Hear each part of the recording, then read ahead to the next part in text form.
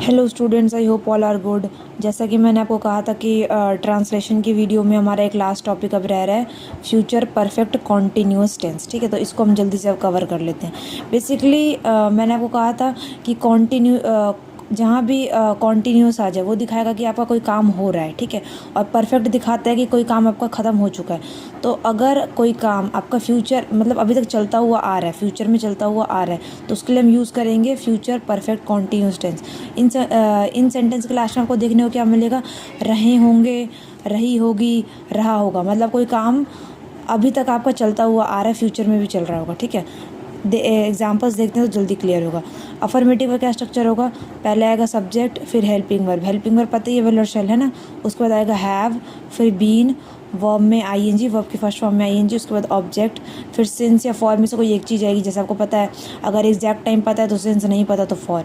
उसके बाद टाइम। ठीक है, फिर नेगेटिव का क्या स्ट्रक्चर है, subject, helping verb, not, have, been, verb में आईएनजी, देन ऑब्जेक्ट, सिंस और फोर में से कोई एक चीज़, और आपका टाइम। ठीक है, इंटेरोगेटिव का क्या स्ट्रक्चर है, हेल्पिंग वर्ब आगे, फिर सब्जेक्ट, फिर हैव, फिर बीन, वर्ब में आईएनजी, ऑब्जेक्ट, सिंस और फोर में से कोई एक आएगा, एंड देन टाइम। ठीक है, अच्छा मैंने यहाँ तो क्वेश्चन मार्क लगाया ही नहीं, क्वेश्चन मार्क। ठीक है, अब एग्जांपल देखते हैं। मैं यह किताब 1 महीने से लिख रहा हूँगा। अब देखो, मैं यह किताब 1 महीने से लिख रहा हूँगा, मतलब कि कोई काम आपका कॉन्टीन्यूटी में चल रहा है फ्यूचर में। ठीक है, तो कैसे करेंगे, फर्स्ट है मैं का आ जाएगा आई के साथ लगाएंगे शेल, शेल के बाद क्या आएगा फिर आपका हैव। ठीक है, फिर क्या आ जाएगा बीन, लिखने का होता है राइट, राइट का क्या हो जाएगा राइटिंग, क्या लिख रहा हूँ यह किताब, तो यह का क्या हो जाएगा दिस, किताब का हो जाएगा बुक। ठीक है, अब आपको एग्जैक्ट नहीं पता ना कि कौन सा 1 महीने से लिख रहे हो, तो आप यहाँ क्या लगा दोगे, फॉर एंड 1 मंथ। ठीक है, वह 3 दिन से स्कूल नहीं जा रही होगी,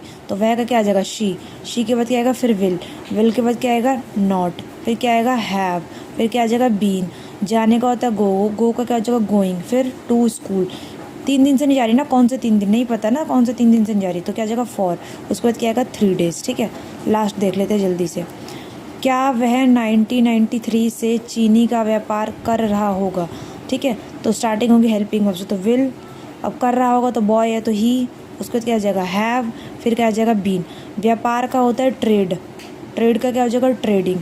ठीक है, ट्रेडिंग किस चीज़ की, चीनी की, तो ट्रेडिंग इन शुगर्स। अब एग्जैक्ट पता है ना 1993, तो trading in sugar since 1993 question mark. ठीक है, इसको आप शुगर ट्रेडिंग भी लिख सकते थे। ठीक है, सो यहाँ हमारा ट्रांसलेशन की ख़त्म हो गई सारी, जितने भी हमारे टॉपिक थे। प्रेजेंट कंप्लीट हो गया, पास्ट कंप्लीट हो गया, फ्यूचर कंप्लीट हो गया। अब नेक्स्ट जो वीडियोज़ आएंगी उसमें हम कुछ कंडीशनल वर्ड्स के साथ ट्रांसलेशन